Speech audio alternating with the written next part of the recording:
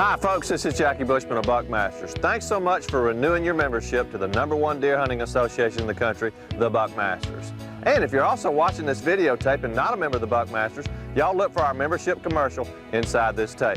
Now, kick back and enjoy the Best of the Buckmasters television series, 1996. Our first stop on our video series is with my good friend George Warner of Hill Country Whitetails. We'll be trying our luck bow hunting in the scenic mountains of Pennsylvania. The variety and abundance of agricultural crops in the heart of the mountains make for excellent hunting setups.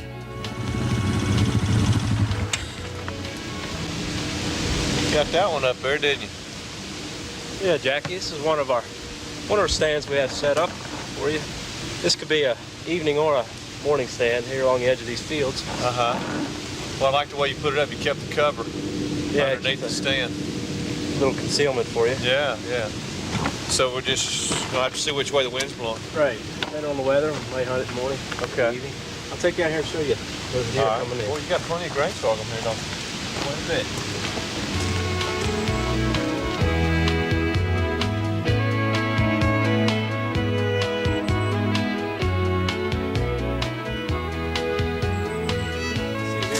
Heads all chewed off from this grain sorghum. That's the closest to the woods right there. You see how they have it's a lot shorter right in here. Yeah, you can look at the elevation change. Now, what'd you say? The trail's right over here. The main trail comes out right above here. Okay.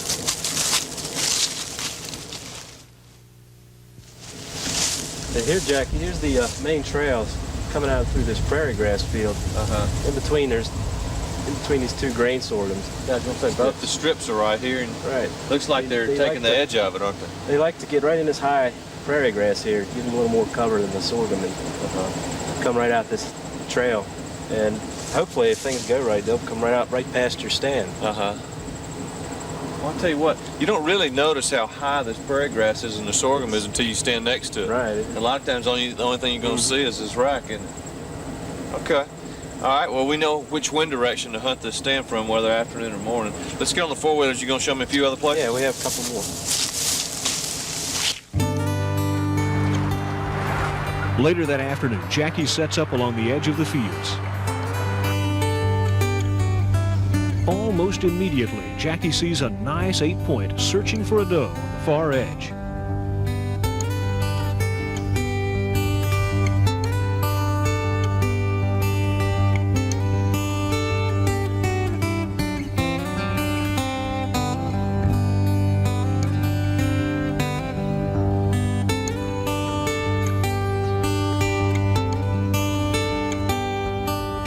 A spike cautiously slips through the sorghum toward the stand.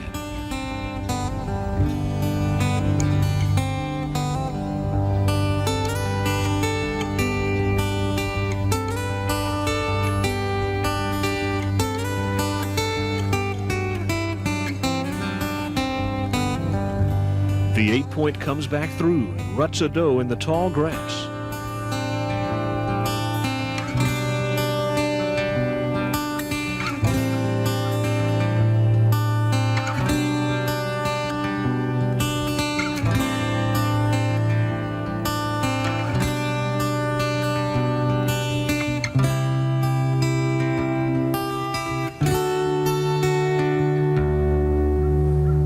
Suddenly, something gets the buck's attention.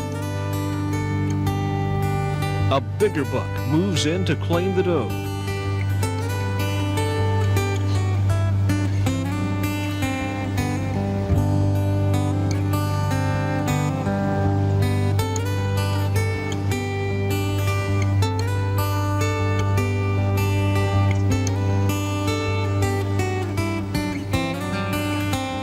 The 8-point moves on and heads toward the stand.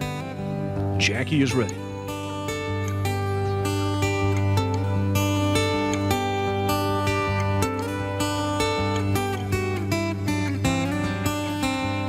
But the buck runs by and does not stop for the shot.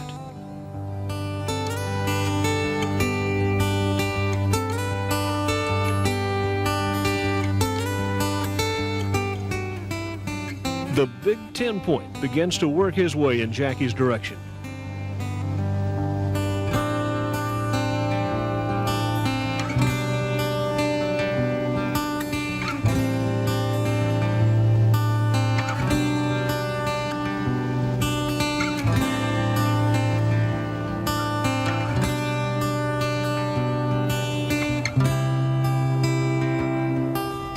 But the attraction of the doe is too great, and he turns and heads the other way.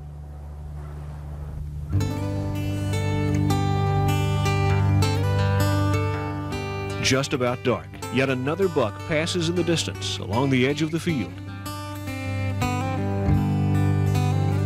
The next morning, Jackie hunted an area where he had seen an incredible rub and fresh scrape.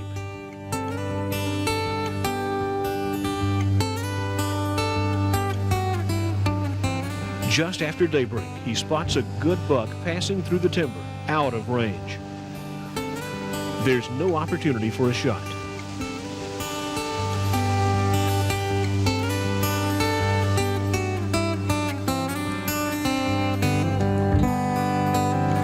But a small buck passes right under the stand. Jackie watches the buck pass. The small buck is stopped by the approach of a very nice 9-point with long tines.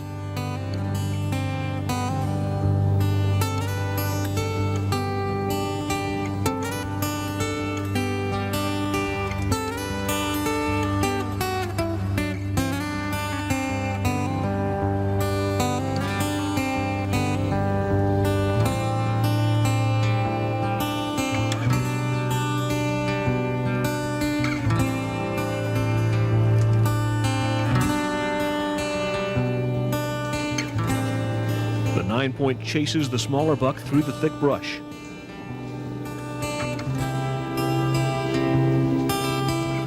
Jackie is ready, but the buck never presented a clear shot.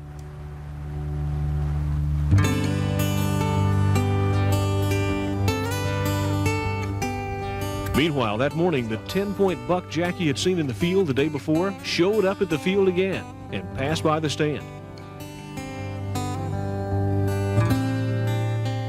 And John Duke of Santa Fe, Texas was there.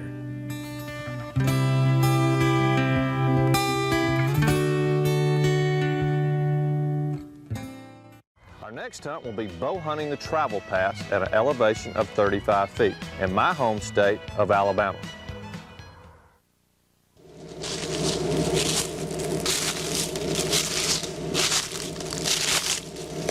Folks, we've always talked about placing your tree stand in the perfect tree.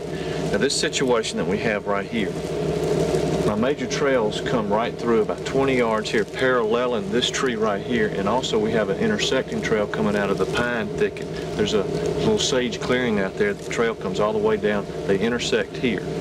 Now I want to put my tree stand in this tree right here. And this is what I'm considering is the perfect tree in this situation. One thing about this is I've used the terrain to dictate where I'm going to place my tree stand and bow hunt. This is a little narrow bottleneck or funnel, which the woods are about 30 yards wide. Plenty thick on all sides, got thickets. The deer feel comfortable here, a lot of security, and they'll use this as a transition zone between feeding areas with scrapes and everything. So try to find that perfect tree. We're going to try to get a tree stand up here, and we're going to come back here and hunt this in a few days. All right. Jackie gets comfortably settled in his new stand setup. He sprays a cover scent.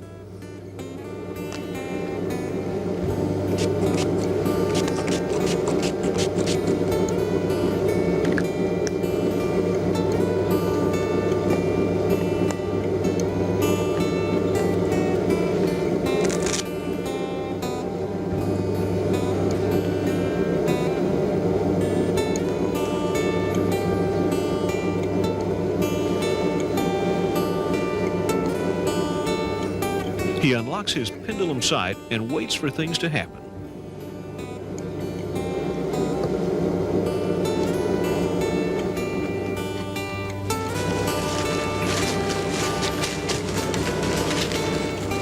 A couple of does approach. With the height of the stand, they pass by unaware of the new setup.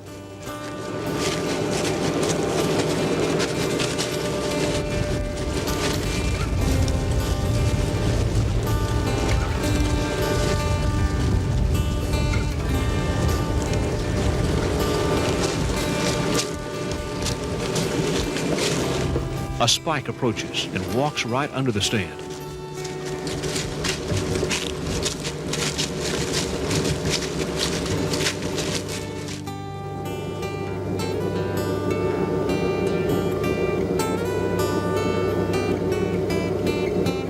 Jackie notices some movement in an opening. It's a doe and a pretty nice buck.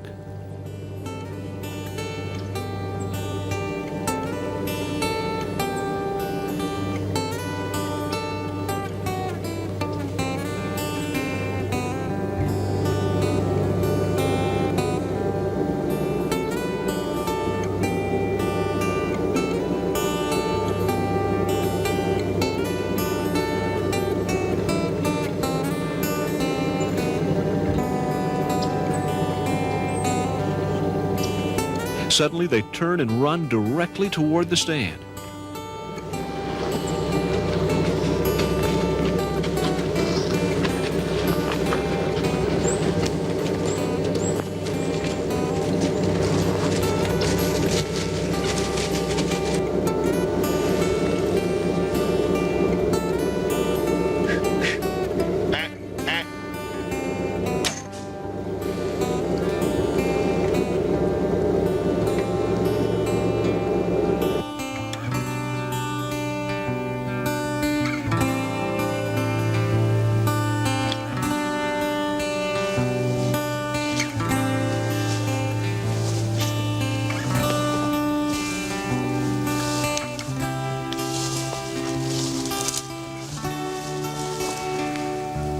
Yes, sir.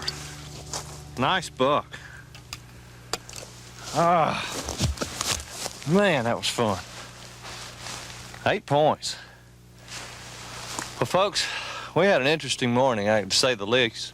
We had a spike come through early on us, and he started pushing some does out, and they were right out in front of us. And then we had another little rack buck come through, and they were all kind of up in that little sage patch up there, probably about 100, 150 yards in front of us. They were moving the does. Then a little later in the morning, all of a sudden, this rack buck came out, I believe with a doe and another small buck, and they were looking the opposite direction like something had spooked them. I don't know whether it's coyotes or bobcats or what. But I got my binoculars out and I was looking at them. I said, boy, that's a good shooter buck right there. So all of a sudden, they turned and started running right at us, right at the tree. And I couldn't get my binoculars back in here quick enough. And he was coming at me. And the doe was right in front of me. And finally, I tried to whistle. I couldn't even whistle. My mouth was so dry, I was sitting there going, so finally I tried to imitate a grunt call, went like that. He stopped. I was able to make a good shot. And, but that's just all the scouting. Everything worked this morning. Putting our tree stand in the bottleneck right there and making the contours of your land work for you. As I mentioned, it was a north wind and it was a perfect setup, but we had to hunt it at the right time. And if you'll work the contours of your terrain, which will give you that 20-yard shot, it'll pay off. And this is just a lot of hard work. Now, you probably watched me miss a lot of deer, but I tell you, it's a lot of fun when you put it all together and you get one with a bow and arrow. It really is. Let me get back to the four-wheeler, and I'll come back and get him. But that was a fun morning, and that is a great buck. Our next stop is Doll Creek Outfitters, where we'll be hunting the huge bucks in the wilderness of Saskatchewan, Canada. Okay, Jack, this is what I was going to show you, some of the area here that I'm going to take you into tomorrow. See, there's a good game trail coming in through here, like this here, and then it heads down, and there's actually a Y down there where there's several game trails that join together. Close to that creek? Yeah, down in there by that creek. And your tree stand is just up in that spruce there. See that? Oh, in that spruce. Well, that's good. Just on the other side of the creek. And what happens is they come down out of this high point here and cross there because there's a beaver dam right there. And now the ice is a little thin now, so they walk right on the beaver dam and cross, and then they'll cross pretty well right underneath. So right there where it narrows, right there, that's where the trails are. Yeah. Well, that makes sense. They're not going to want to cross up there where it's wider. Yeah. Okay. Because they'll fall through and the water's pretty deep in there. Right? Okay. And Boy, that's a good place. You got it right there in that spruce because you kept the cover all the way up. Yeah. They won't be able to pick me out. It's a beautiful spot. Yeah, they'll never see you in there. Well, we needed this snow shower right here. We just left the house 15 minutes and boom, here it comes. Yeah, it's beautiful. The weather's coming in really nice. Well, that ought to get the deer moving. All right, well, I know how to get to my stand now, so why don't we just head on back? But yeah, good spot. Yeah. Good spot. Yeah. Okay. All right, because I don't want to go into your stand on the last few feet here or whatever. I got it. The weather was perfect the first morning of the hunt as Jackie was in his stand by daybreak.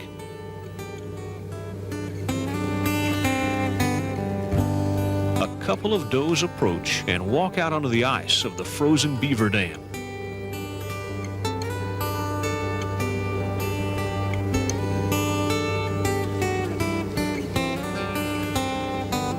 They mill around a while, then pass on.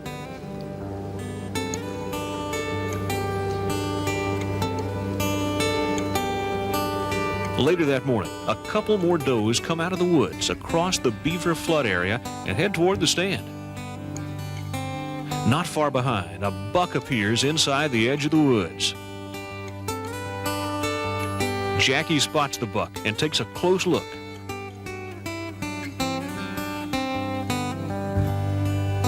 He decides not to shoot. The buck follows the same trail as the does and walks right out in the open.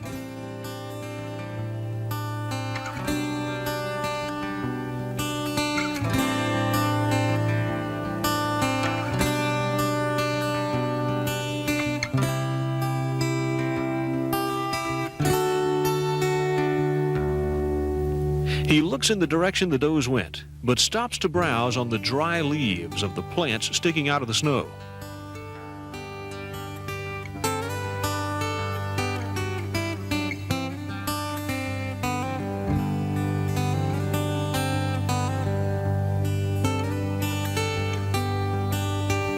The 8-point crosses the creek and comes right under the stand.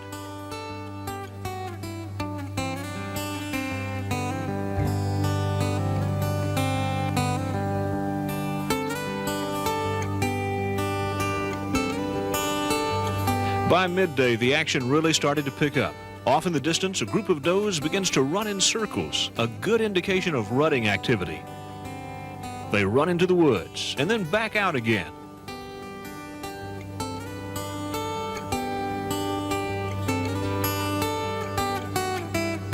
Jackie looks closely to see what is causing the disturbance.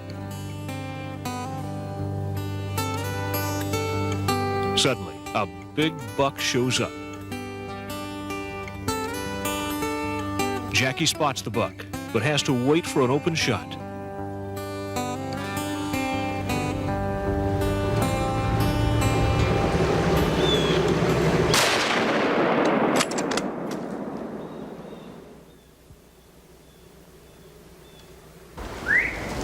Arm.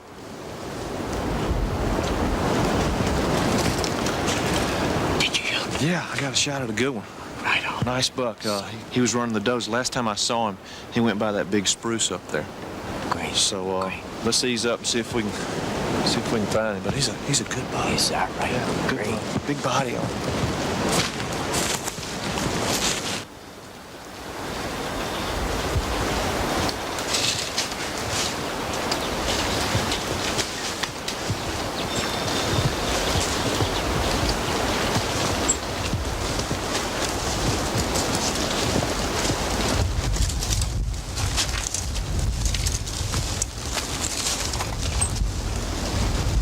Man, Arnold, look at this buck here.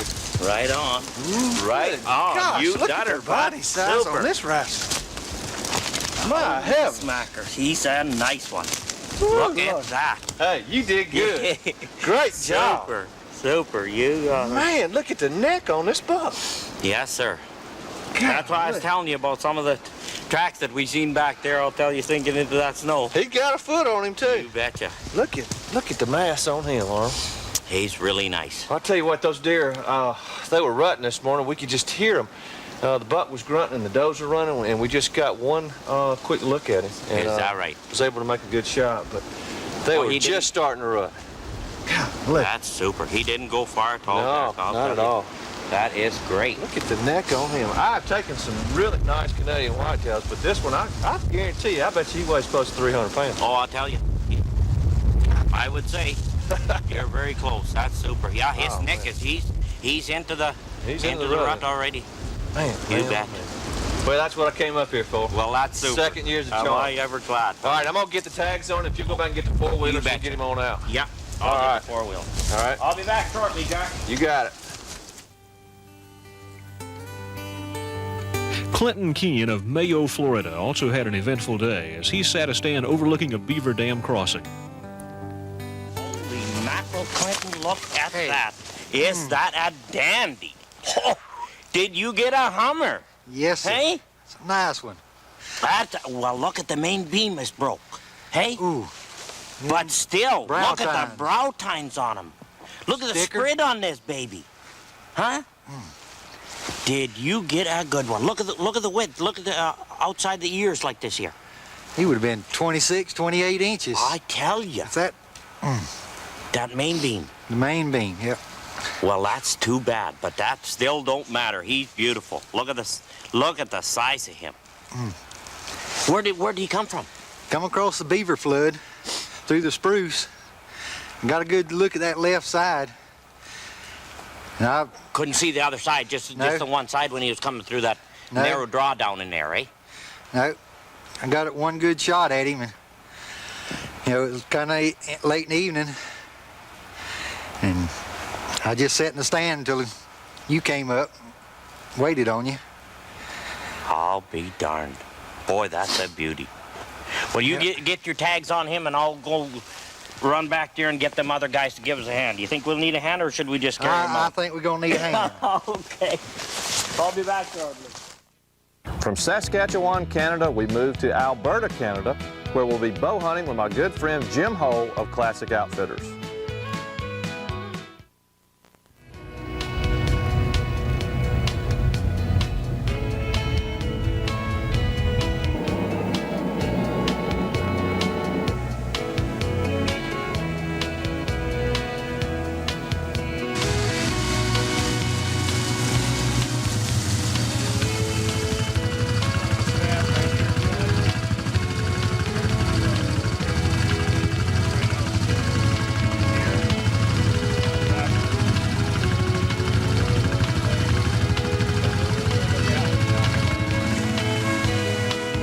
Early the next morning, Jackie was in his stand well before daybreak. His morning stand was back in the woods, away from the fields, where he could catch the deer as they came from their nighttime feeding area.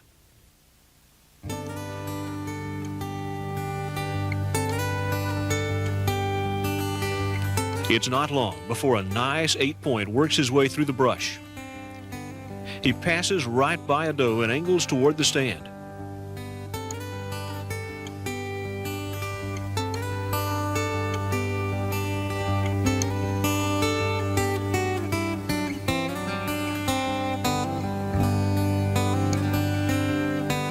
But he passes on by.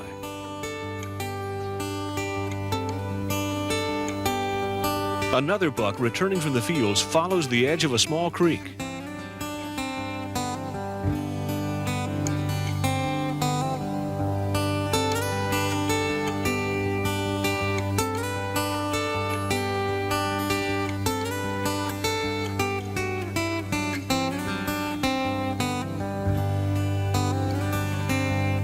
Then crosses and comes toward Jackie's stand. The 10-point is attracted to a couple of does. He has a choice of which one to pursue.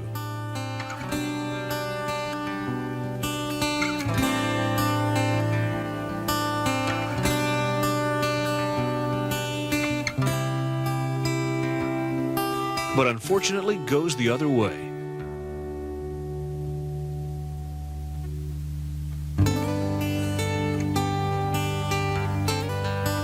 Later that day, Jackie went to the stand Jim had set up along the hayfield.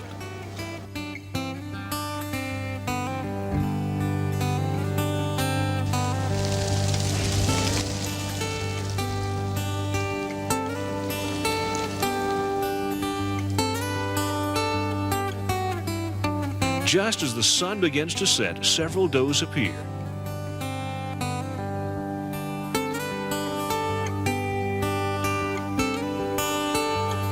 And a mature, big-bodied buck comes out into the field just a little above Jackie's stand.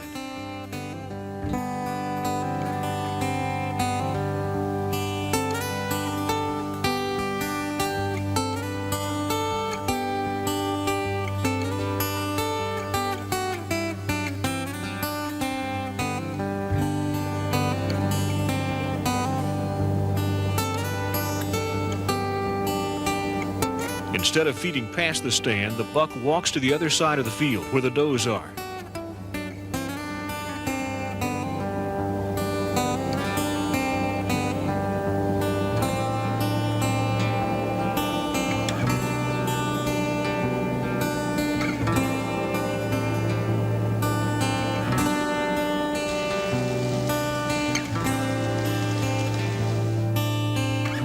He walks the fence line.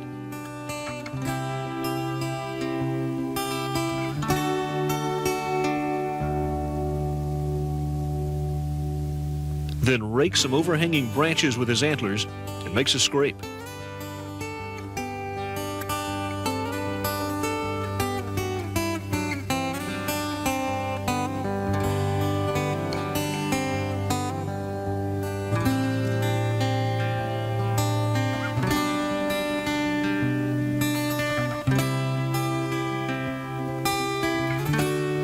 The buck has another destination in mind and leaves the field.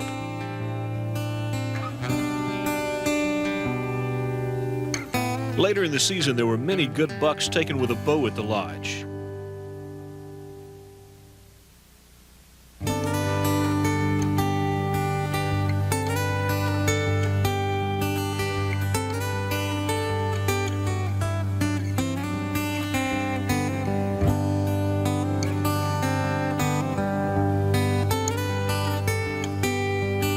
Including this incredible mainframe 10-point taken by Lynn Parrish at a distance of 10 yards from a ground blind.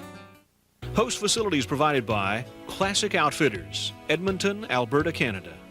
For hunting information, call Jim Hole, 403-487-3946. Our next stop takes us to the Z-Bar Ranch in Texas, where we get a chance to bow hunt and rifle hunt. The next morning, Jackie heads to another part of the ranch with Raleigh to try a little rattling.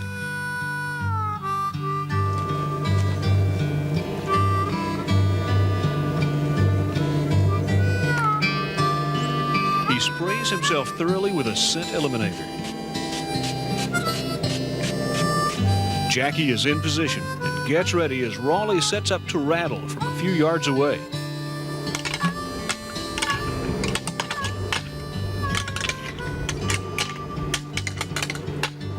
Almost immediately, a good buck comes on the run.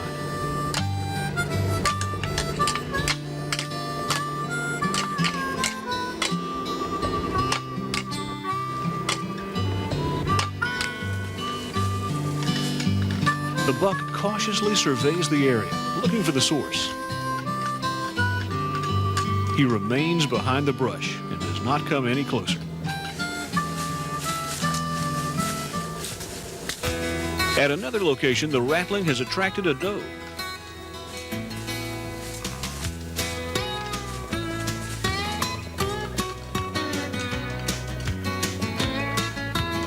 Then, all of a sudden, a buck appears. Jackie is caught off guard and is not able to get the shot.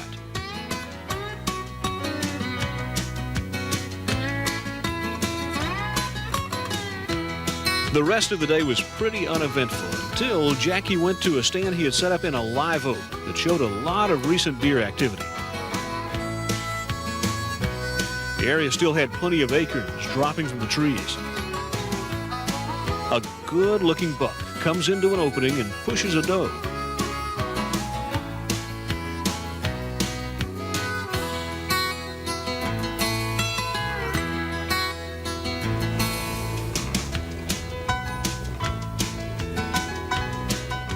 He comes even closer on a steady walk and looks as though he's going to pass right by the stand.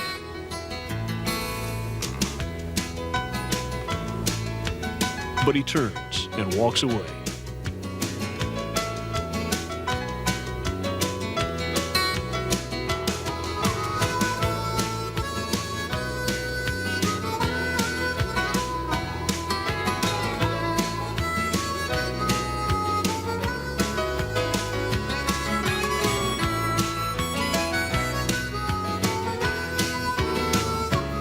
The buck takes an aggressive stance as he encounters another buck. The second buck proves to be more dominant.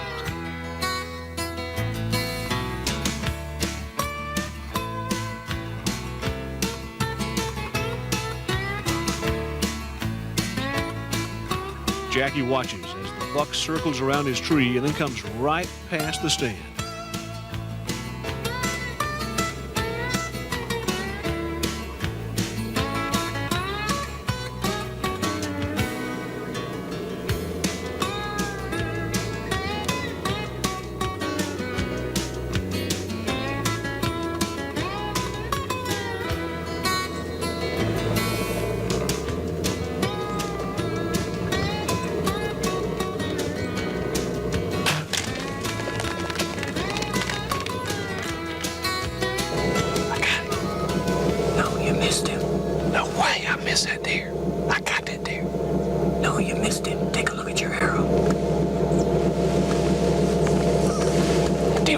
20 yards.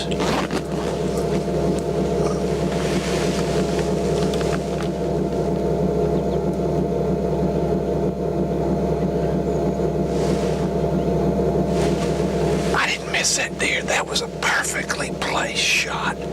He just jumped the string. And that's my story. Sticking to it. I can't believe I missed that deer 20 yards. God, I stink. And my little boy says, you stink, Dad. Well, I tell you what. Hey, any folks in there, reach to the TV set. Any of you left-handed gals and guys, take the bow, you shoot. I stink. That's pitiful. That's still a perfectly placed shot. My 3D targets don't dip, I can tell you that. God. I'm really bad.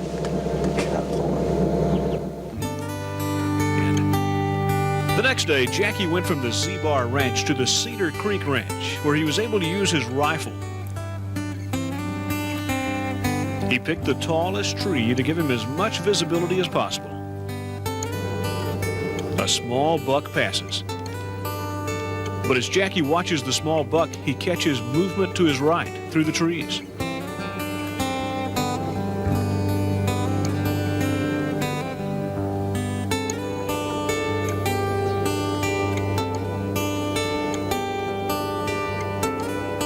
At first, there are too many branches in the way.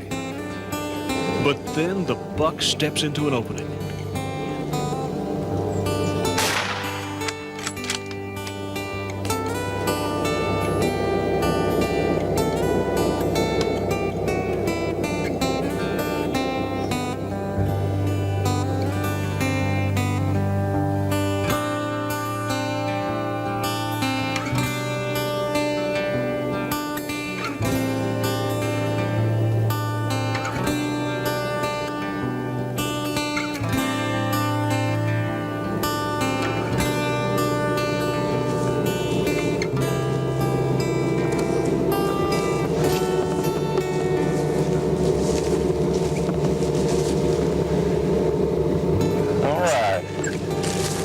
Nice buck. I'll tell you what, you gave me fits this morning. All right. I've been tearing the trees up. Host facilities for Buckmasters provided by Z-Bar Ranch. For hunting information, call Raleigh Curry at 915-463-5547. From Texas, we're back to Alabama, where the deer are starting to put down their scrapes. We take a nice buck with a muzzle loader.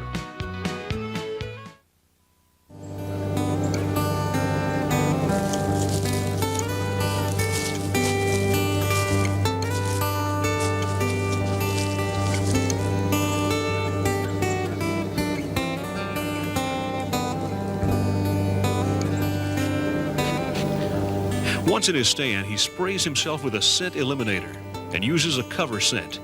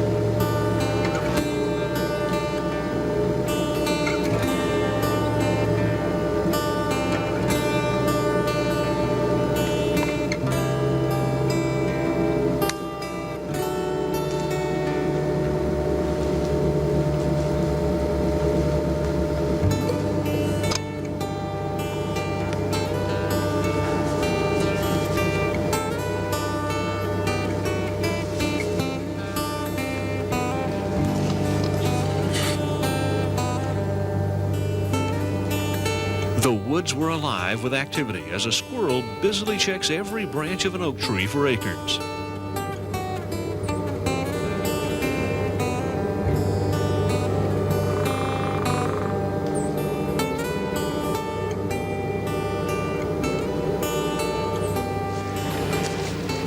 A doe suddenly appears behind the stand. She looks right up at the tree stand. Unsure of what she's looking at, she nervously stomps away.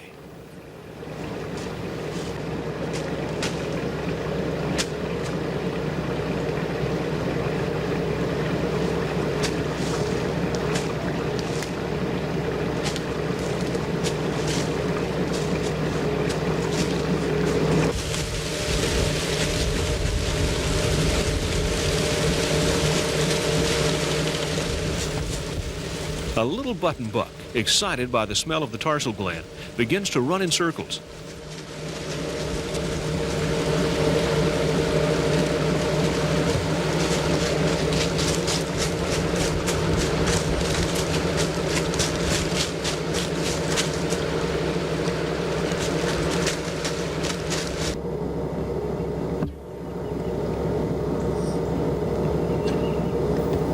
A short while later, Jackie hears footsteps in the leaves.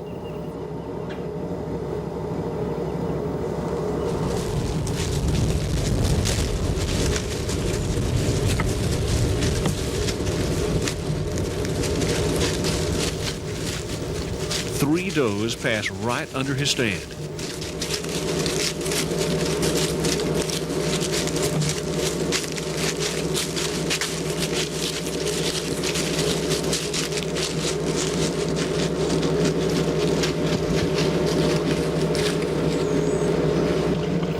A spike is not far behind.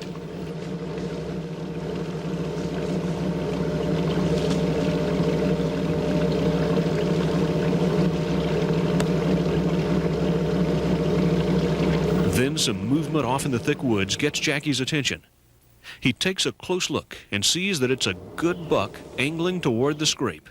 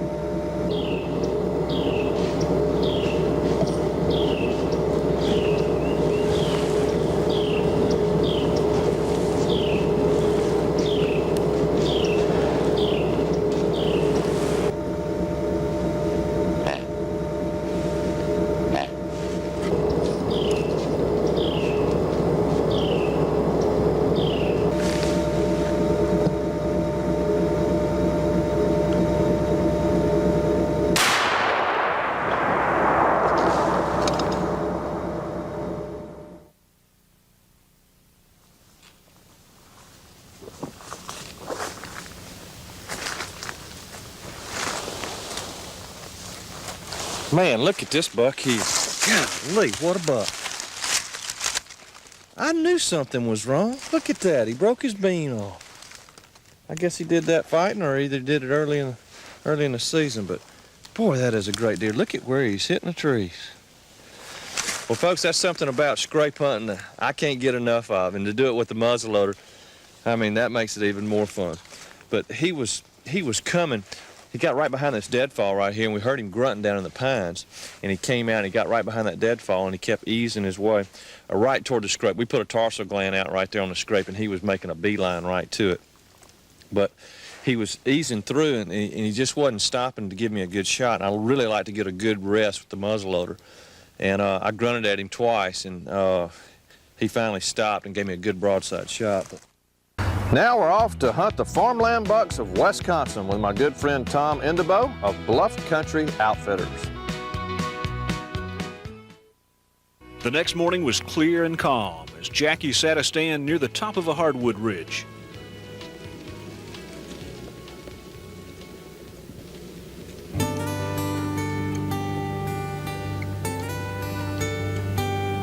The first deer to pass was a doe, heading for cover on the thick hillside.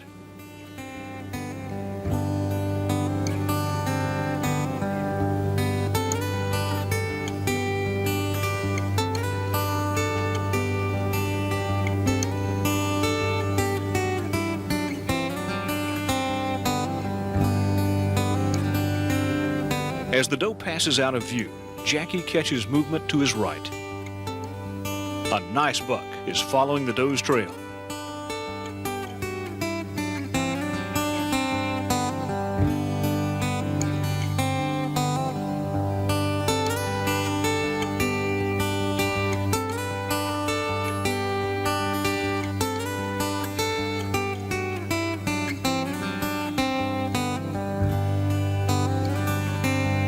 Jackie looks him over pretty good and decides that he's a younger buck with a lot of potential. He lets him walk away.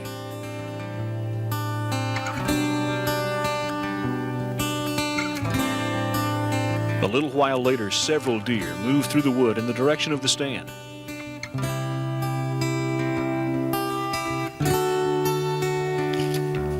With the management program practiced in the area, allowing immature bucks to walk on by, the ratio of antlered bucks to mature does is just about equal. This makes for an interesting hunt, knowing that at any time the buck of your dreams could walk out.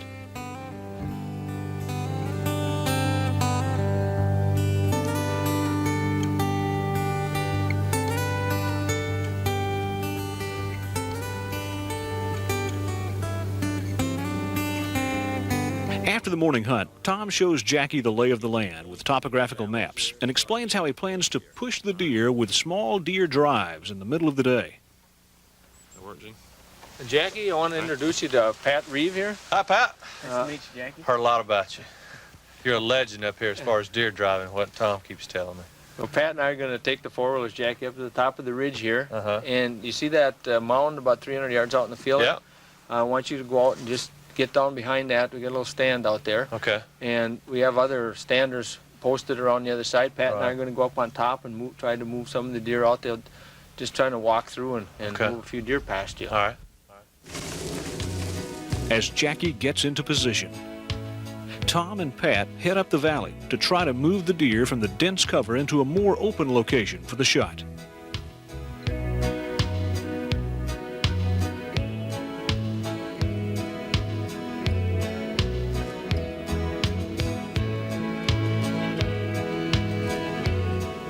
Tom works his way slowly across the hillside.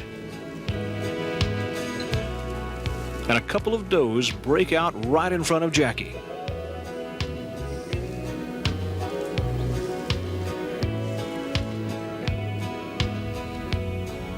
Another doe passes close behind.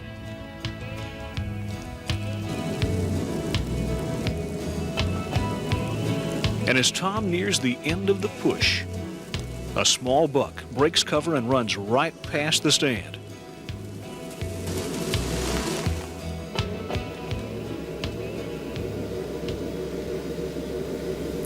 The next morning, Jackie is in his stand early. A light snow has fallen overnight and makes for good visibility from high on the ridge above the farm ground.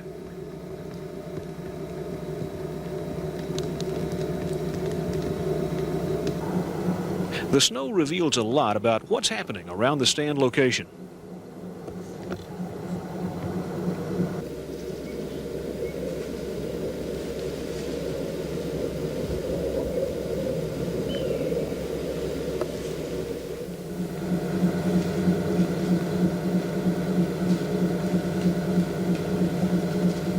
A doe comes through the woods and goes right to a scrape to check it out.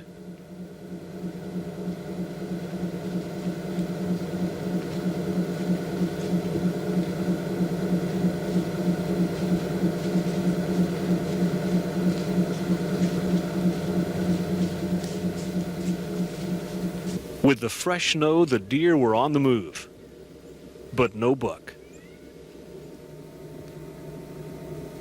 As Jackie left the mountain that day and dropped down to the farmland, he realized why Tom placed the stand where he did.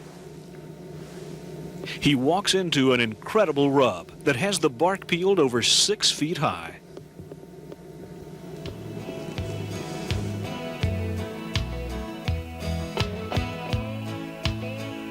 Buckmasters member Brian Hicks was in camp this week also and took a nice buck with his bow. Host facilities provided by Bluff Country Outfitters. For information on hunting, call Tom Indrabo, 608-685-3755. My favorite time of hunting is hunting the peak of the rut. We're going to use a tarsal gland in this show, and we take an unusual 11-point buck.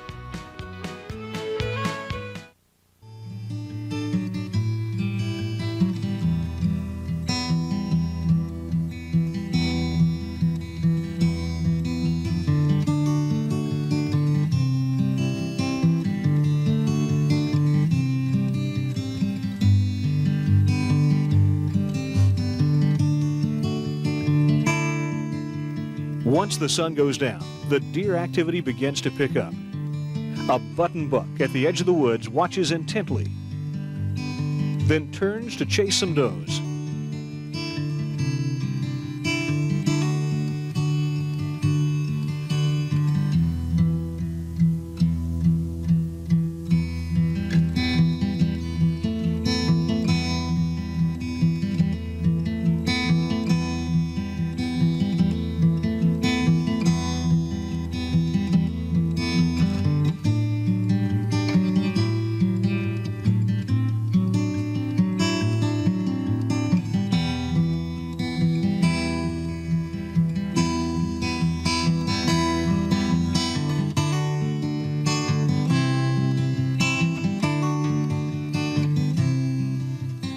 A young, high-racked four-point makes his way toward the fields as the turkeys raise a fuss in the background.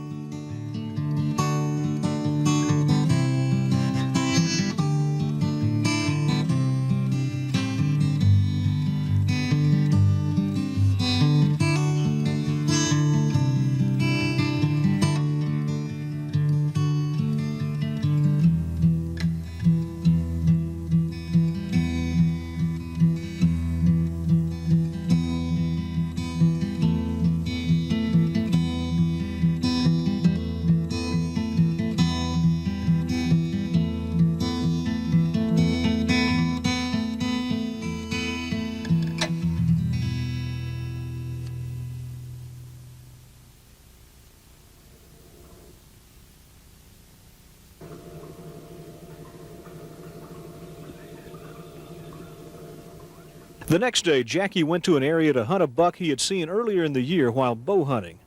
He hung a tarsal gland near a fresh scrape.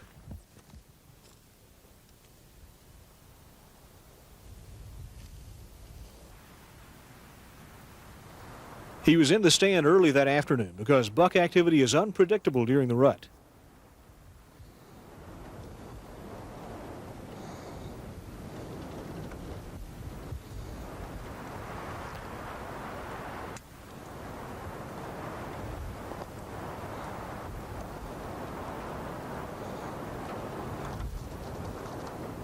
It was a pretty breezy day, so Jackie sprays a cover scent just to be safe.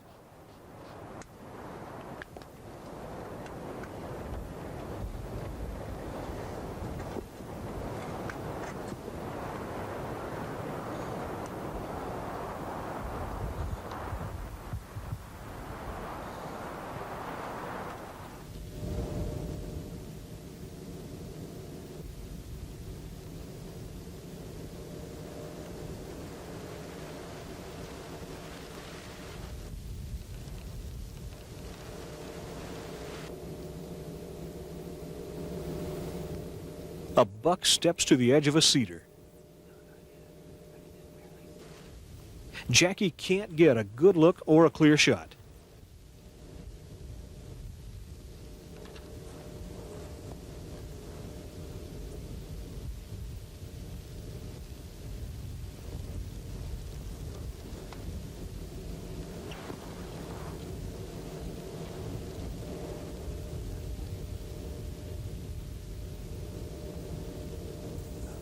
The buck finally heads for the scrape.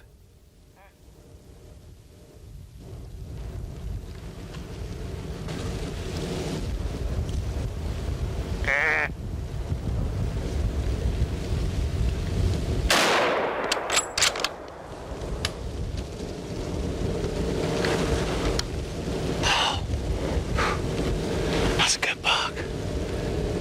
He's going right toward that scrape. I mean, it's 3:25 in the afternoon. It's a full moon. They really move in early in the afternoons.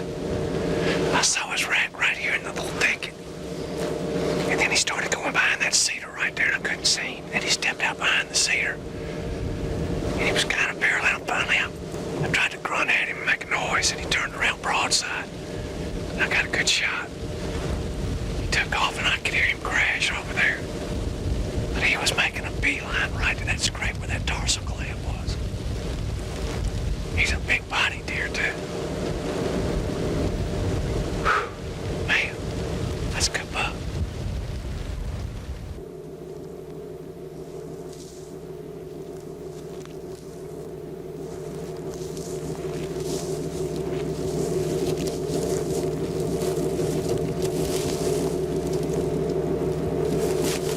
this buck.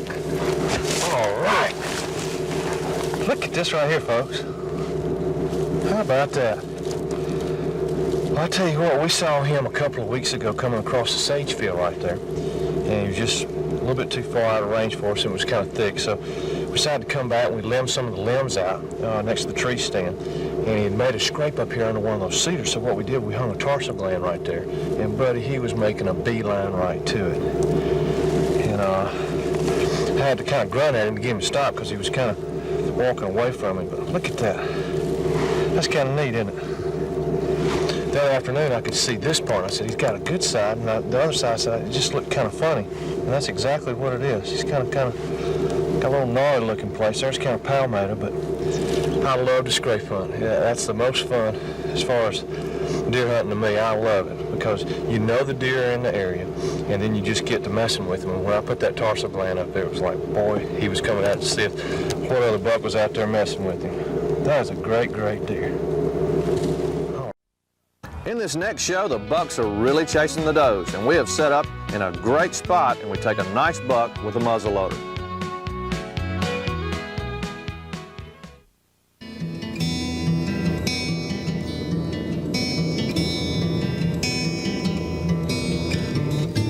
Shortly after getting set up, a doe comes from behind the stand and works her way through the hardwood strip.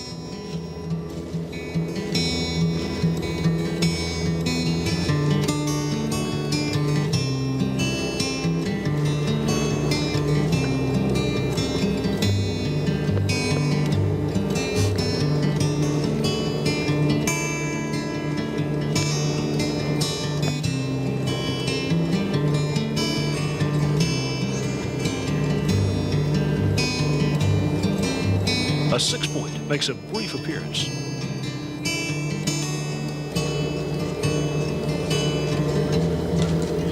Then a spike comes through right on the doe's trail.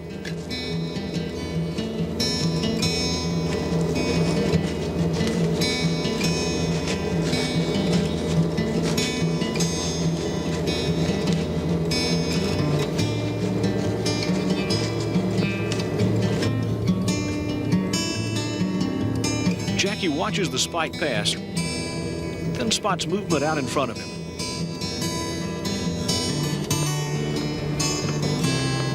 The 6-point he had seen earlier had circled around and was headed right for the stand.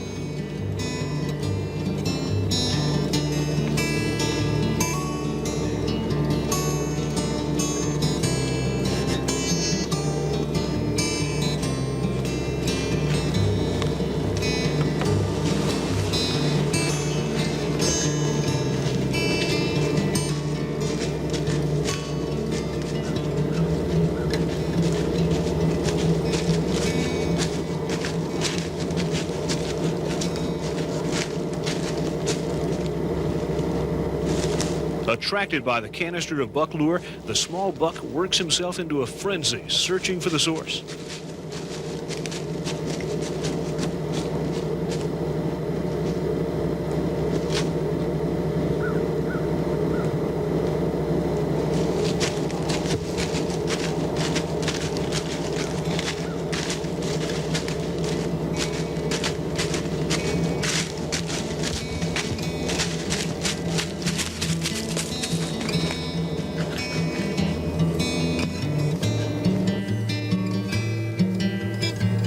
Jackie watches the buck pass and turns around to see a doe coming through the woods.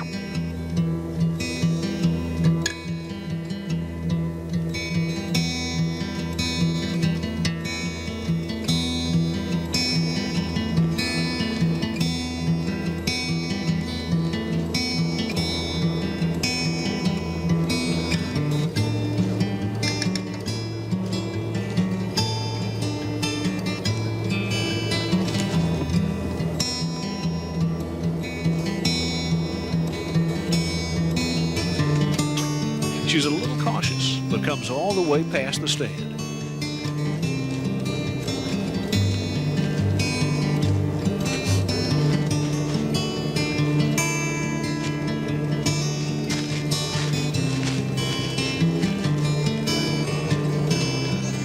Hot on the doe's trail is the spike.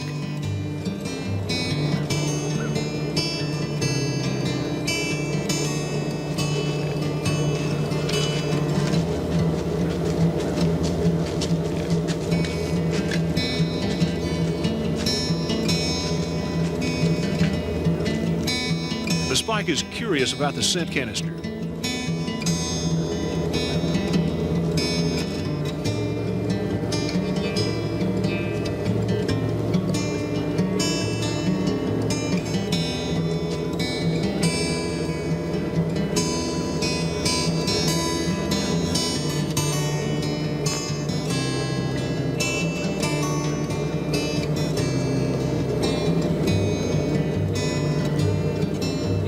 But he suddenly looks up.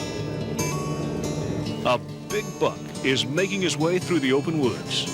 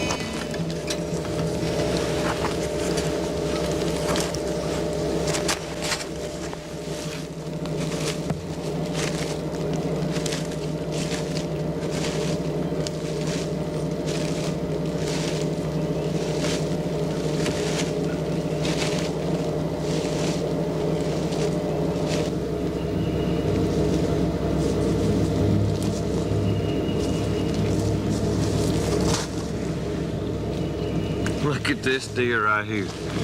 I tell you what, folks, it has been one heck of a morning. Look at this buck. 9 points. Boy, he has been tearing the trees up. Look at that. Well, it first started off this morning, we had a doe come through, and it was a beautiful morning, crisp and cool. And a doe came right up behind us, and didn't seem like it was 5, 6 minutes.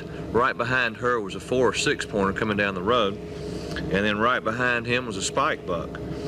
And they were just crisscrossing in here, and this is our setup here in the bottleneck of these hardwoods, which is surrounded by 2 sets of planted pines. And it's just a perfect setup, and I try to muzzleloader hunt similar to bow hunting because our shots aren't that long. But all of a sudden, it seemed like, I don't know, 45 minutes, I looked down at the end of the pines, and there was a doe came out of the trail, and she came right to us. And then a spike buck was right behind her, and he was grunting. I had some 69 out right there next to the tree and out in front of us, and he came up. And I must have moved or something, but he kind of caught movement and looked up there at us. And then all of a sudden he looked back down here at the end of the pines, and I looked and there was a doe, and then all of a sudden I saw a rack buck right behind her. So I was trying to move around without spooking the spike, and I only had one open shot, and right when he stepped in the road, I grunted at him, and he turned and stopped, and I was able to make one good shot. But this is the end result of doing our scouting right here, because these deer like to crisscross right in between these pines and using these hardwoods as a travel pattern. But this is a lot of fun and just the end result of a great morning. Boy, look at where he's tearing the trees up. Oh, man. All right, let me go back and get the four-wheeler, and I'll get that old big buck out of here. This next show is our first stop in the great state of Kansas, where I'll meet up with my good friend Jim Aller of Wolf River Outfitters, and we get a chance to see a buck of a lifetime. That afternoon, Jackie sprays himself with a scent eliminator before heading out to the ridge where Jim had placed his tree stand.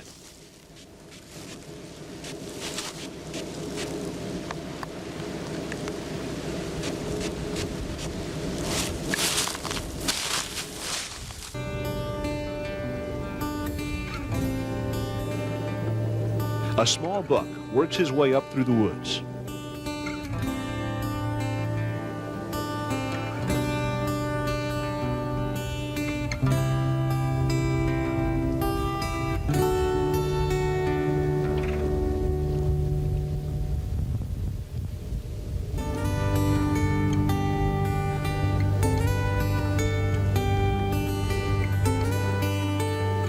As the buck slowly passes out of sight, several does nervously cross the open meadow just down the ridge from the stand.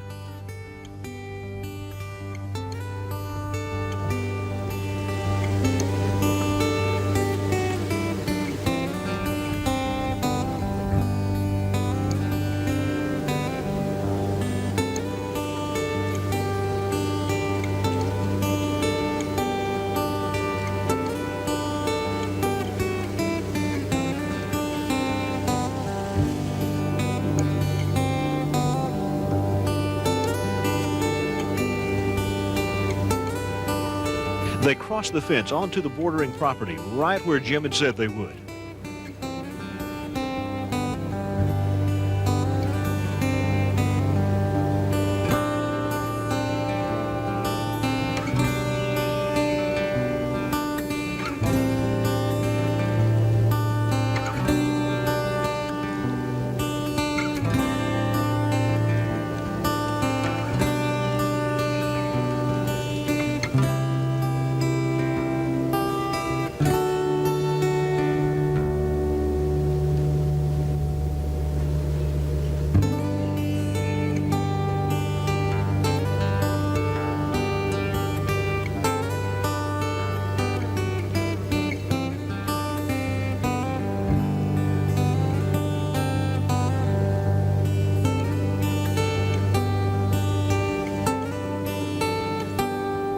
Not far behind the does, an 8-point comes to the edge of the thick brush.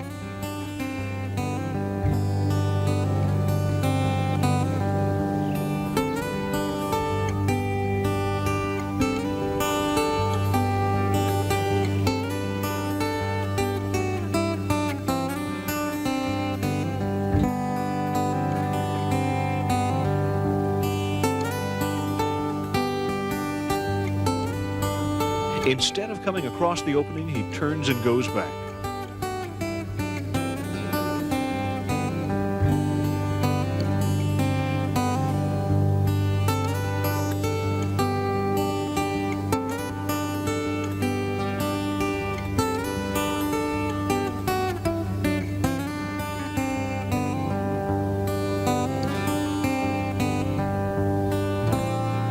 Jackie had a pretty active first afternoon on the stand.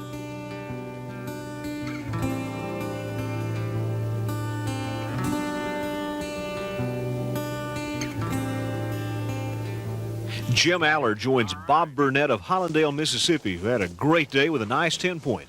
Boy, that's a good-looking one. 10-point. Good heavy beams. Tell me how you got that one. Well, he came through following 4 or 5 does earlier and got in the thick stuff, and I couldn't get a shot. And finally kept waiting, and he got out where I could get a good look at him, and I decided to take him. And so he was about 100 yards. I took a shot, and it got him. All right. Got a kicker on there, too. Yeah. That looks good. Well, you got your permit? Yeah, got it right here. Okay, get him tagged, and I'll go get the four-wheeler. All right. All right, congratulations. Thank you. The next morning, Jackie was in his stand early. The first deer he sees is a small 8-point.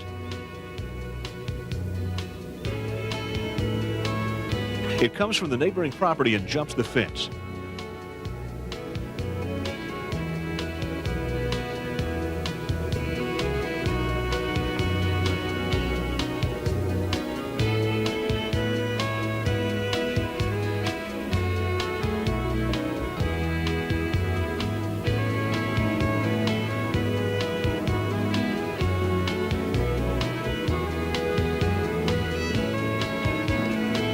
He cautiously passes into the thick, brushy cover.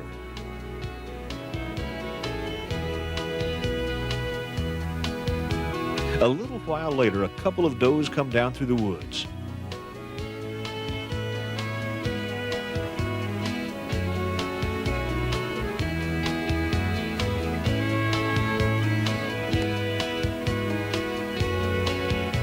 They cross exactly where the small buck had jumped the fence.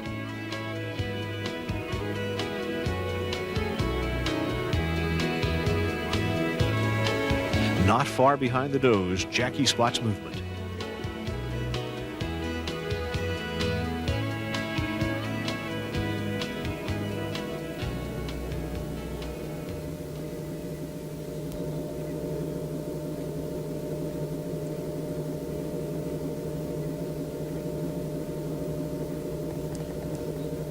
A nice buck makes his way down the fence line, heading for the crossing.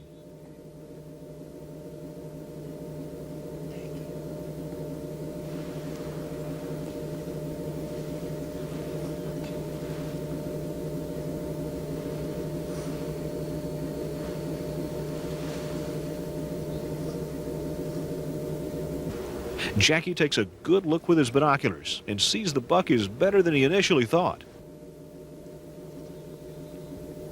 He has double drop tines on his left antler.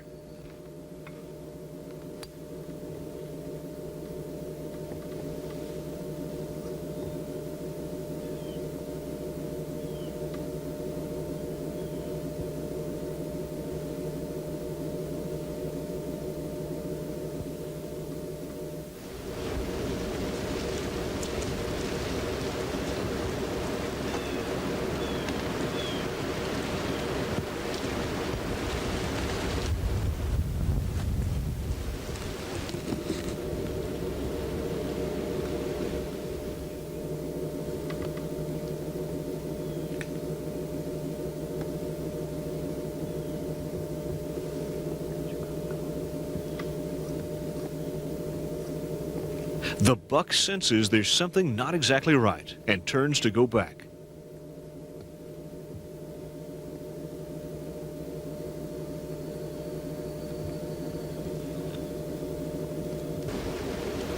He's definitely a mature buck and one that any hunter would be pleased to have. But Jackie helplessly watches as the big buck stays on the other side of the fence line and walks away. Host facilities for Buckmasters provided by Wolf River Outfitters, Hiawatha, Kansas. For hunting information, call Jim Aller at 1-800-520-HUNT. From Kansas, we go west to the great state of Idaho, where I'll meet up with my good friend Tim Craig of Boulder Creek Outfitters. Hunting with me this week is my good friend Roy Gillespie, and he takes his biggest buck ever. Next morning at daybreak, Jackie and Tim set up to glass a nearby hillside.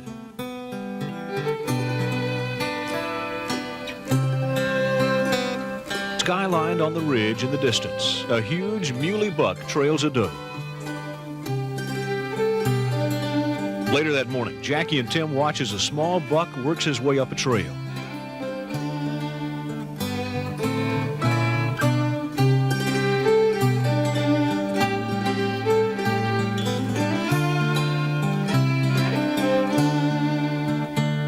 Then, not far away, they catch a glimpse of a nice buck running a ridge below. They try to get a good look at the buck.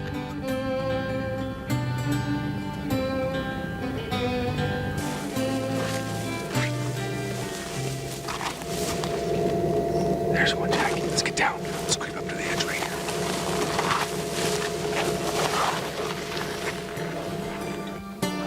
There he is, Jackie. Look at that. Oh, it's a pretty deer. It's a nice, it's a 5x. Let's see, a 5x4 in there. Yeah, I'm pointer. He's not quite what we're looking for, Jackie. Oh, that's a pretty buck. That's a nice deer. It's be a nice next year buck, honey. That's a dandy. I tell you, that's nice. Look at him. Look at him go. Look at him go. Look at him jump that fence down. Oh, yeah, he's there. Boy, that's pretty. It's a nice buck. Let's go on over here, see if we can find a bigger one.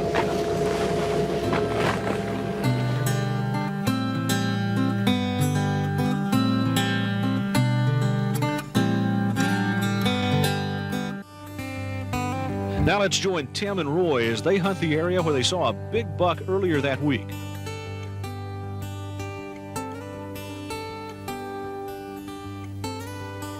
Look at that down below there. That's a buck. There's a small buck coming up there, Yeah, Roy. it is. See him? I see him. Coming Yeah, I up? see him.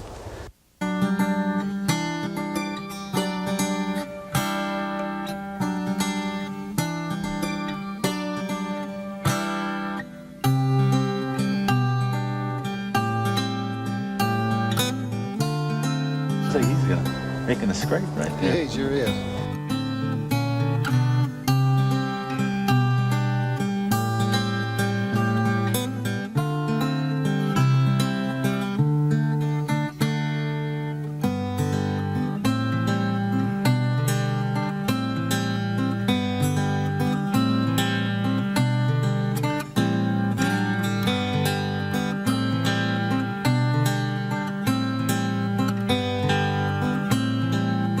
Look down into that. What's that? That's a doe. There's a doe coming up. See that doe coming Yeah, up? yeah. Check that, Roy. Look at that. That doe. She's really coming up the hill there.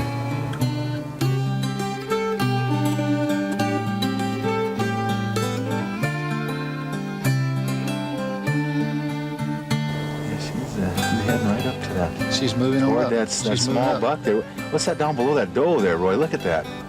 Look, there he is, Roy. That's a good There he one. is. That's that good one.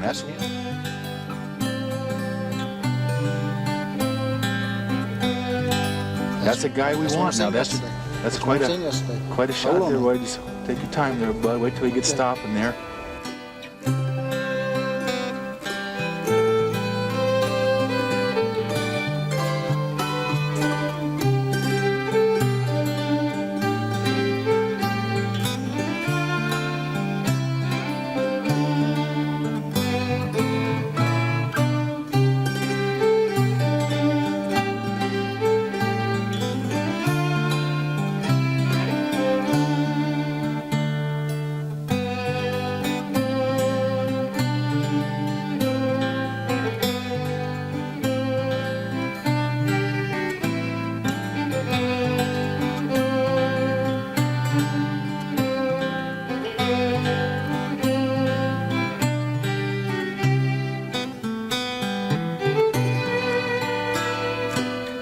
That's a dandy. That's what we want, Roy. Oh, he's behind that tree right now.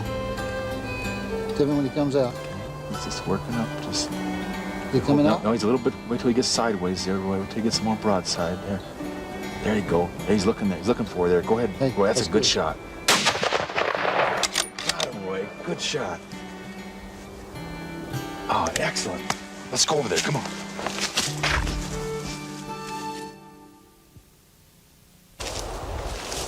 There he is, Roy. Yeah. Look at that, huh? My goodness. Oh, smokes. What a deer, Roy. Look at this thing. Man, Look here, I'll Tim. tell you now, look at that guy. Holy That's the man there, smokes, buddy. man. Congratulations, Roy. I'll tell you, that is something else. That's what now. you hunt a lifetime for, guys. My goodness. That's a it. high 150, 160 class deer there, Roy. I tell you, it works so great, you know, the stock, the setup, you know. Seen him yesterday, you know. Seen him yesterday. Just a little That too was- far away, and Yeah. that 8-point wasn't such a shabby deer either, Not you a know. bad That was a deer at pretty all. nice buck, too. But what a deer you got here, man. I'll tell you, go long and hard to Man, I beat was- this guy. Look I at was the wondering, mass. I was wondering after yesterday, would we see him again? Oh, yeah. And I was yeah. sure glad to see him. That sure paid off sitting there like that, Roy. I tell you, Hey, that Tim. worked out great. Oh, here comes Jackie. Hey, Tell you, huh? Look at this guy, Jackie. let me see Tell what you, you it got. worked. Good gracious. Look at this. What thing. a buck. Pop, you something? did it, buddy. I'm telling you, Man, Look oh at this. man. Man, I'll tell you. this is what you look a Don't lifetime get a whole for. lot better than this. huh? Man, what a buck. Look at that. I mean, look at Look the at mass the on him, the beams spread. on him. Look what a I spread, suppose- man. What do you think, 26 or so? Yeah, at least. Look at that. 20-something inch spread. That is a great, great buck. Other hunters in camp that week who also took nice bucks were Ben Knox of Orlando, Florida, with his 10-point. And James Koffold of Suffield, Ohio, with this fine 8-point. And Bob Dixon of Lounsboro, Alabama, with his 10-point. Our next show, we move to the great state of Montana, where my good friend and Buckmasters Vice President Alan Brewer takes a super 11-point buck.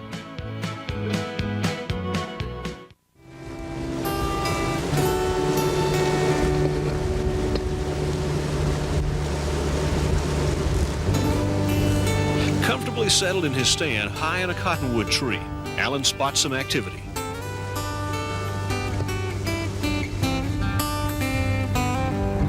He sees a big buck following a doe off in the distance.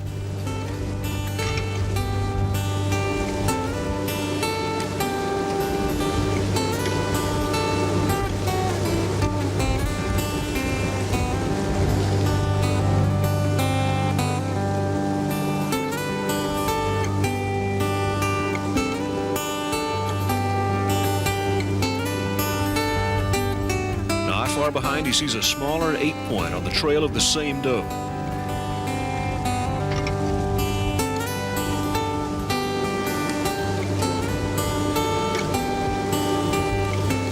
The bigger buck tries to push the doe a little harder to get her to the safety of the woods.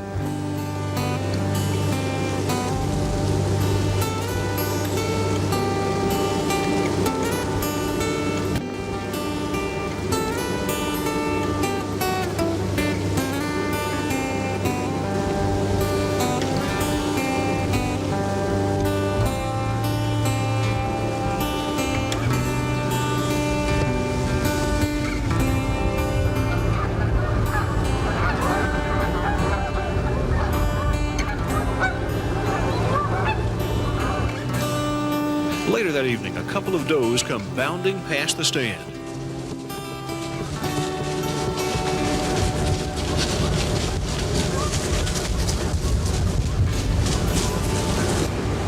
With a small buck right behind them.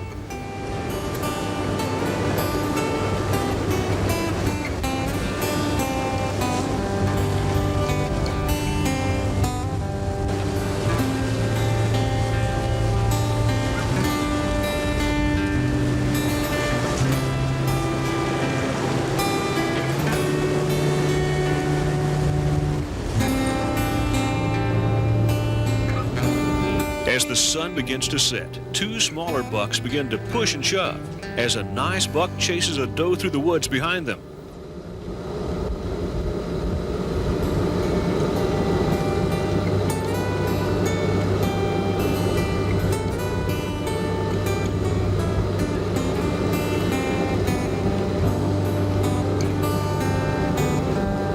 They take a break long enough to watch, then go back at it.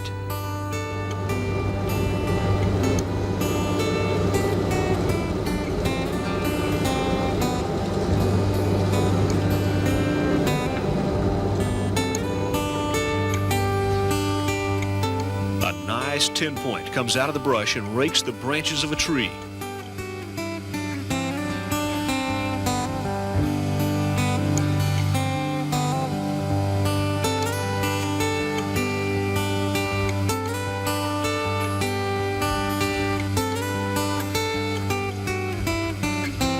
Then makes a scrape.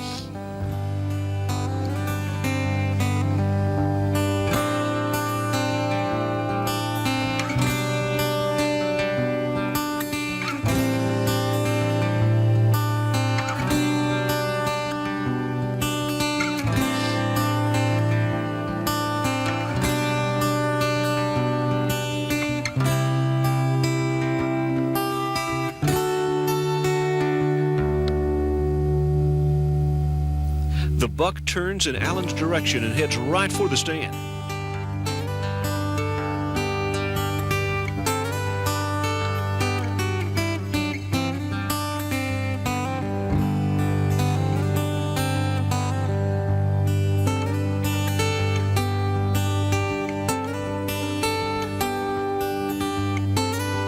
But he passes a little out of range.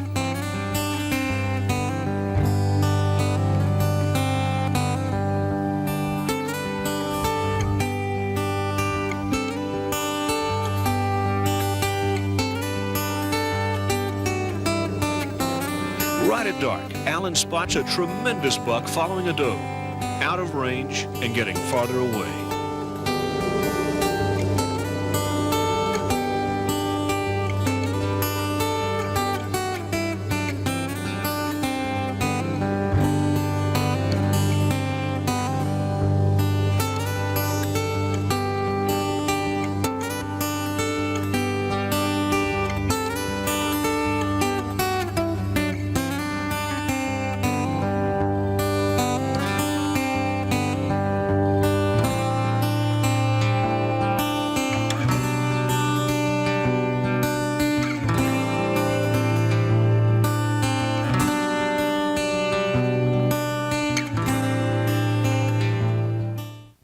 At daybreak the next morning, Alan was perched on a bluff overlooking a brushy creek bottom with his rifle.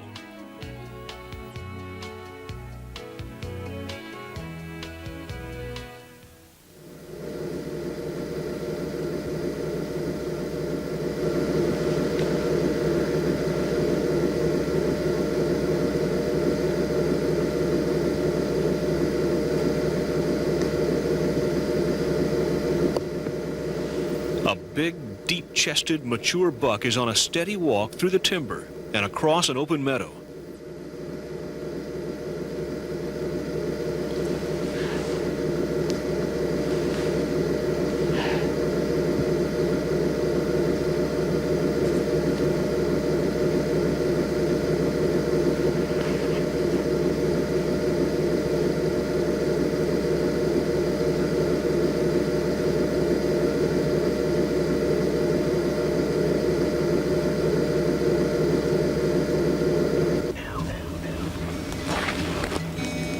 further down the creek, Alan spots the buck he had seen chasing a doe the day before.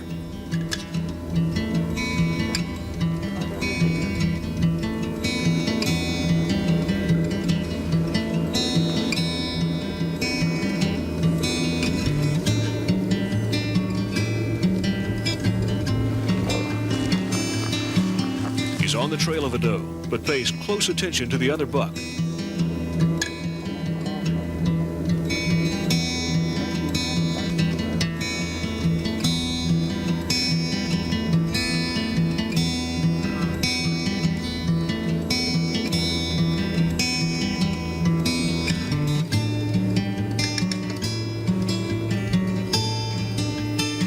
He never really gets close enough, but instead crosses the creek.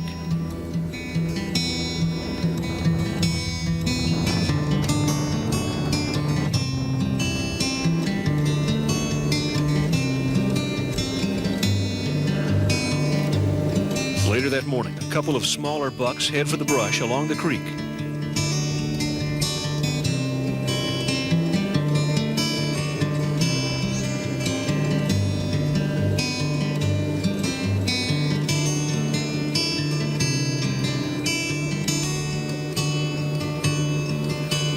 The bucks cross at exactly the same place the big buck had crossed earlier that morning. The creek was frozen, and the bucks take their time on the ice.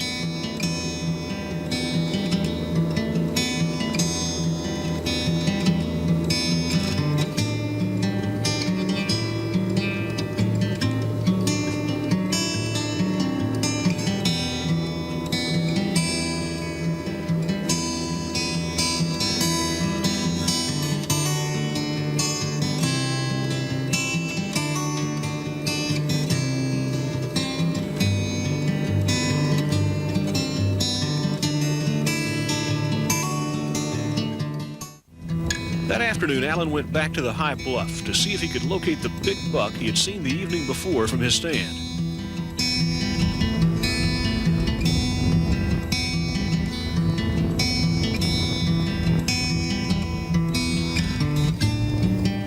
He sees a young buck following a doe across the open pasture.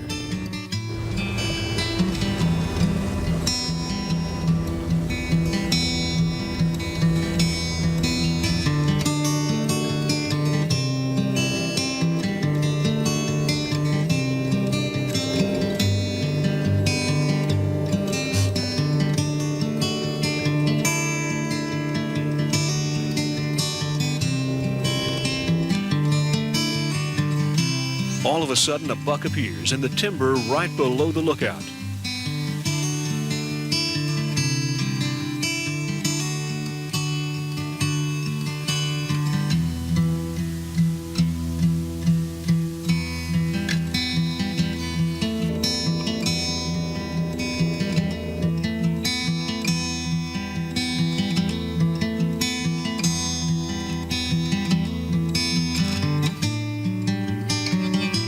The buck finally offers an opportunity for the perfect shot.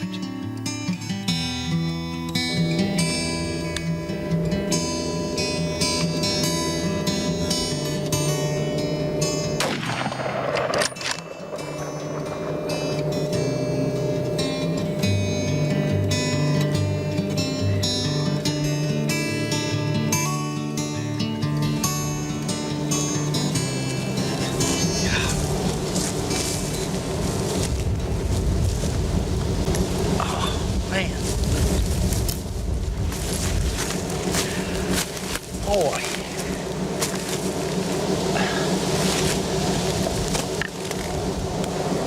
Boy, this is beautiful. This is the mass you see out of northern deer right here. Man. When you look at him from the back, you can see what excites people when they run away. Oh, look at the length of the brow tines. 11 point.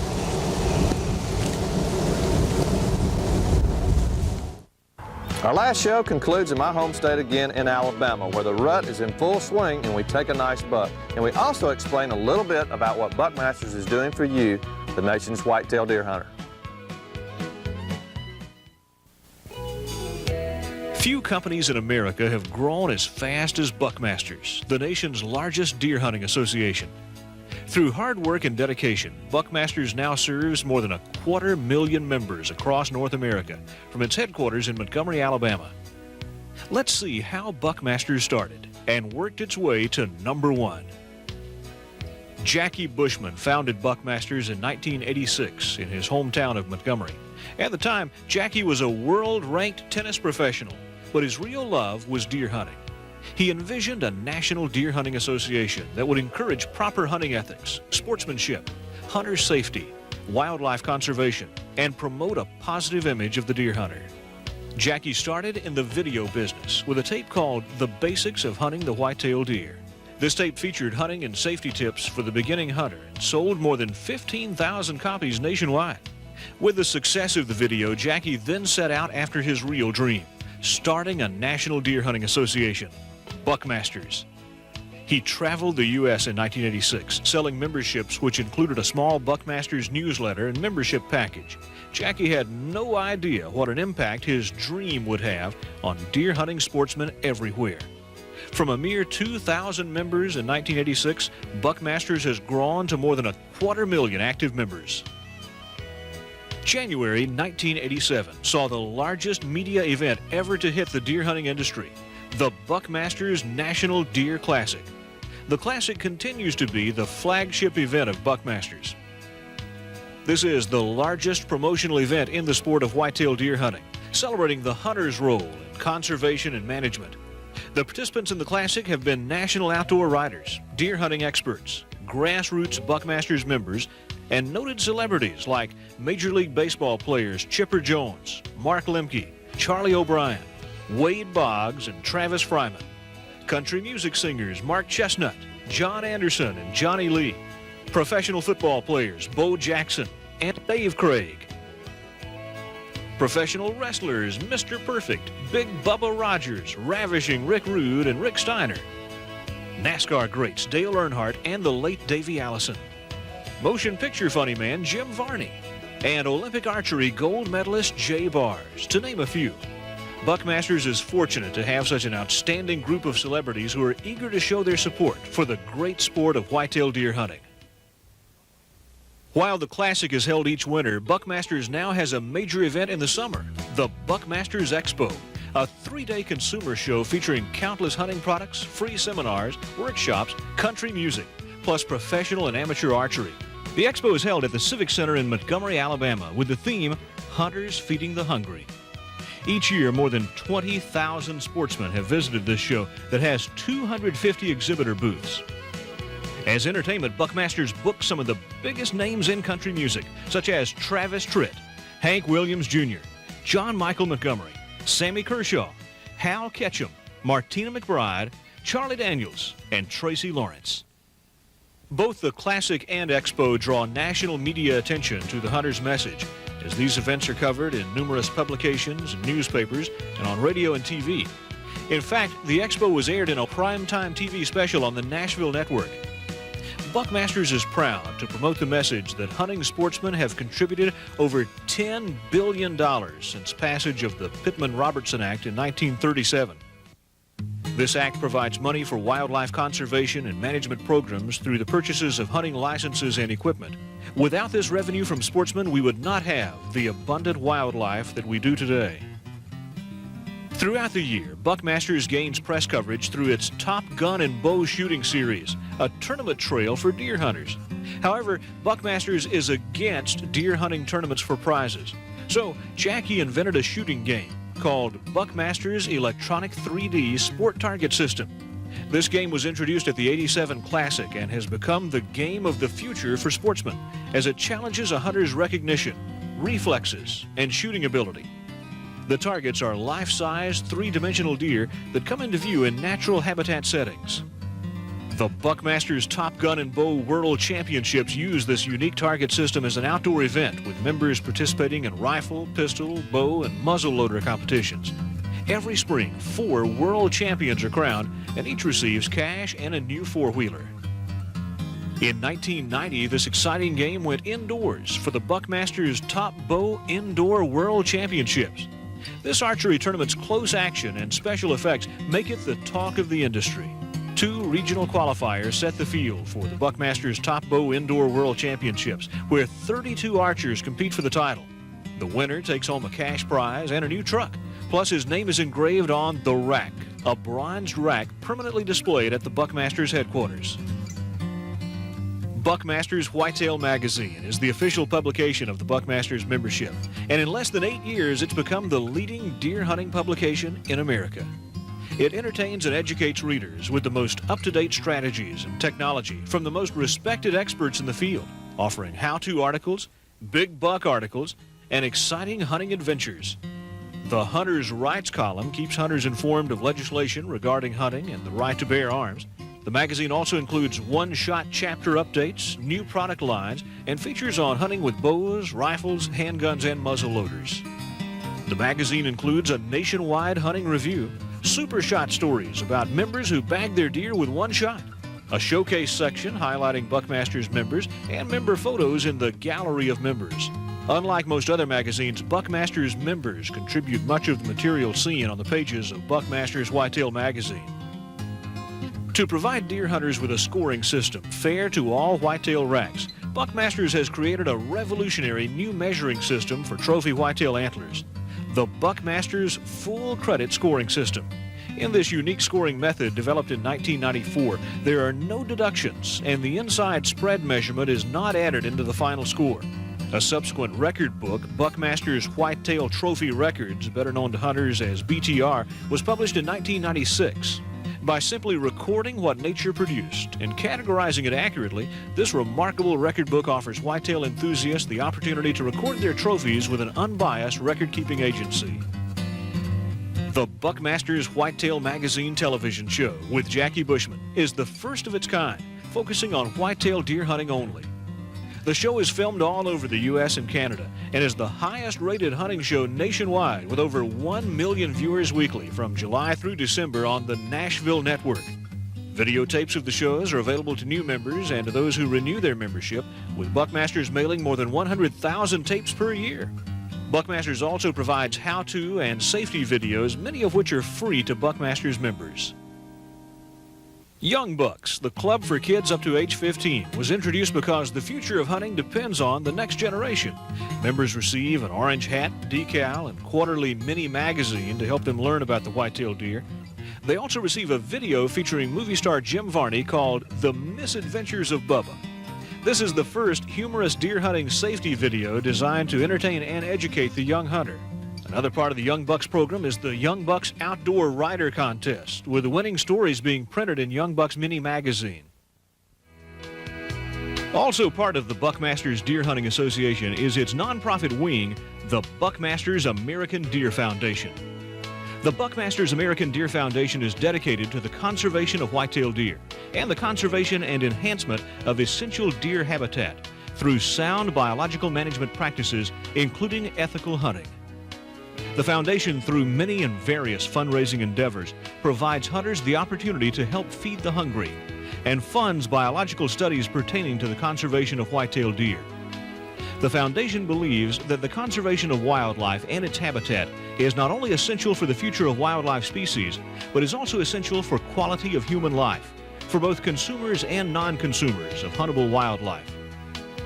Therefore, the foundation is dedicated to funding and promoting educational programs to raise public awareness of proper wildlife management practices, which will conserve whitetail deer and all other wildlife species, including non-game species, and their essential habitat. In 1991, Buckmasters Project Venison was introduced. This program encourages deer hunters to share their game to help feed homeless and needy people across North America. The idea for this program came from the 1987 Buckmasters Classic. The deer taken at that classic were donated to the Salvation Army and to the Alabama Boys and Girls Ranches. The pilot program was kicked off during the fall hunting season of 1991 and produced over 30,000 meals for the needy in its first year.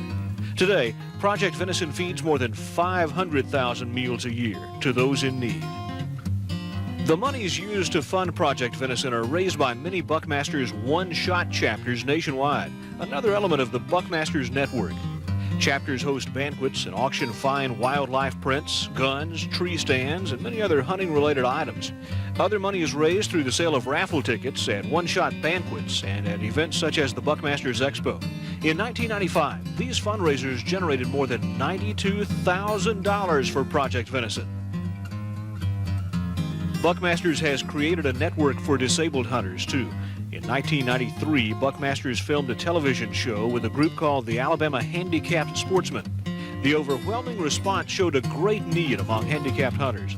So Buckmasters named a Director of Disabled Hunter Services to help disabled hunters find places to hunt, special equipment, and special services.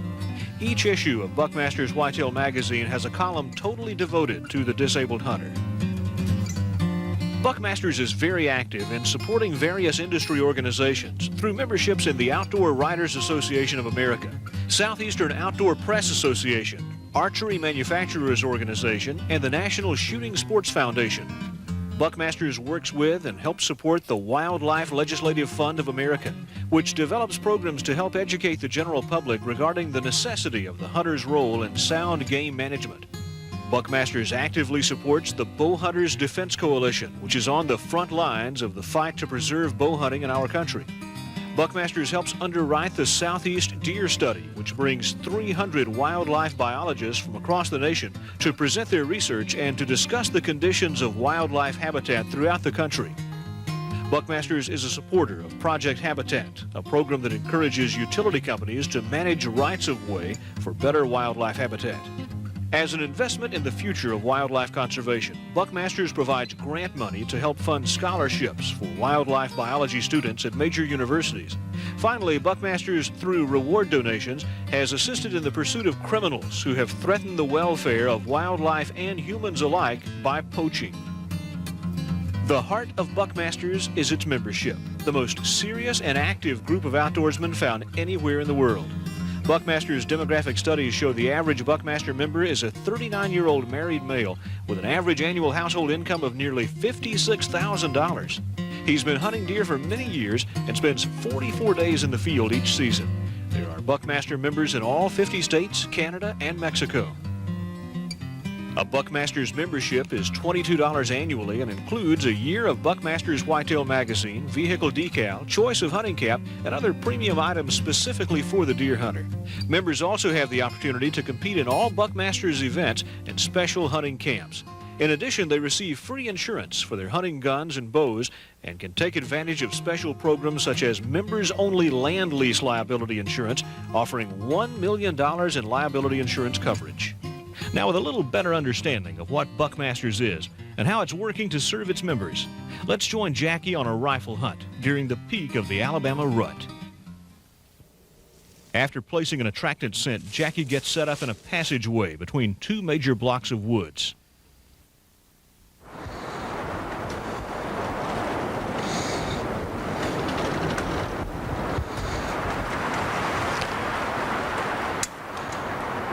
It's not long before a small buck shows up.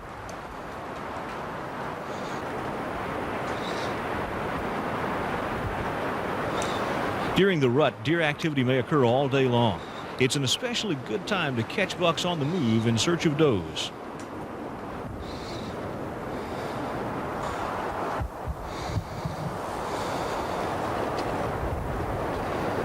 Late in the day, a couple of does pass in the open timber.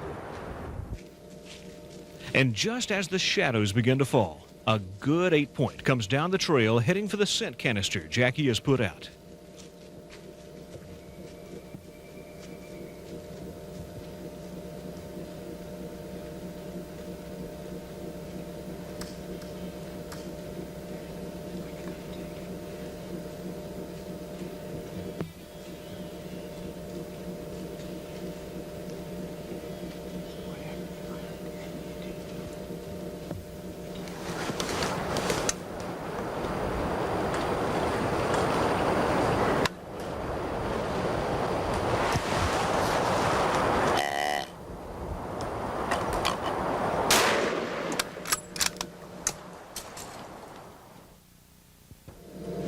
This is a nice 8-point, folks.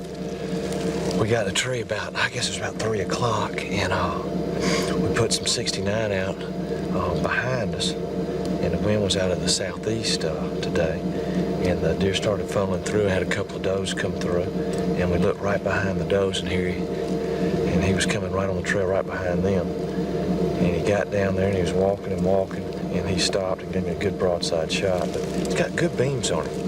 Look at that. You can see where he's tearing the trees up. A nice 8-point. Look how pretty he is right here. Rust color. Nice buck, though. Boy, you can tell he's been fighting. He's got scars and everything right out here on his neck where they've been getting after it. But it is a lot of fun hunting in the rut here. This is in Alabama, and this is the last week of our season here in January. And this is just the end result of putting some time in. It was a lot of fun this afternoon. Well, let me get on back to the four-wheeler and I get him out. Nice deer.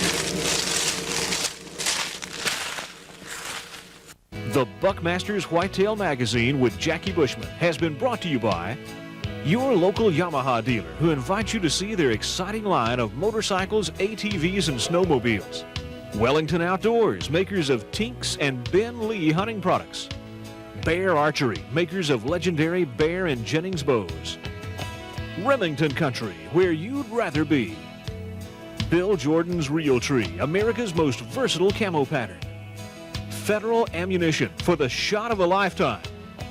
Nikon binoculars and scopes for a better look at your world. Duck's Back for life in the open. Gerber Legendary Blades, makers of the Multiplier. Jersey's Activewear. And Connecticut Valley Arms, since 1971. Accuracy at an affordable price.